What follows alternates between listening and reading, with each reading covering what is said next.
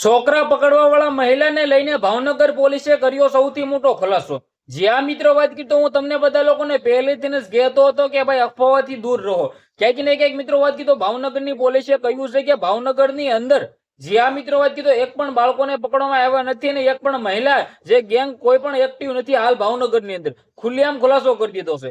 જ્યાં મિત્રો વાત કરી તો સૌથી મોટા સમાચાર મળી રહ્યા છે તમને બધા લોકોને વિડીયોની અંદર જણાવવા જઈ રહ્યો છું।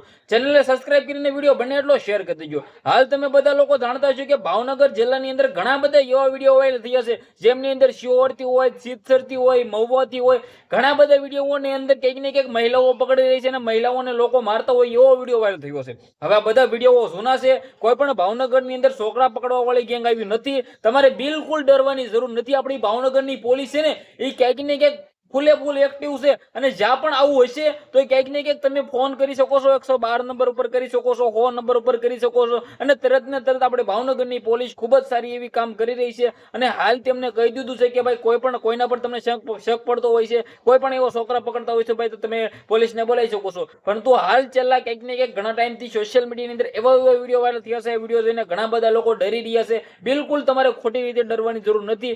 કોઈ પણ પ્રકારની ભાવનગર જિલ્લાની અંદર ગેંગ એક્ટિવ નથી। ભાવનગરની પોલીસે પણ કહી દીધું છે અને મહુવાની પોલીસે પણ કહી દીધું છે। તો આ સૌથી મોટી ઇન્ફોર્મેશન હતી અને વિડીયોને બને એટલો શેર કરી દેજો જેથી કંઈક ને ક્યાંક ખોટી રીતે લોકો ગભરાય નહીં, ડરે નહીં, કારણ કે હાલ ઘણા બધા લોકો ડરી રહ્યા હતા એ માટે કંઈક ને કંઈક તમારા સમક્ષ જાણકારી પહોંચાડી છે। વિડીયોને શેર કરો, ફોલો કરો, સબસ્ક્રાઇબ અવશ્ય કરી દેજો જેથી હું તમારા સમક્ષ આવીને એવી જાણકારી પહોંચાડતો રહીશ। આજના વિડીયોમાંથી આટલી જ માહિતી, આપણે એક નવો વિડીયો મળી ત્યાં સુધી બધા લોકોને દિલથી ધન્યવાદ। જય હિન્દ, જય ભારત।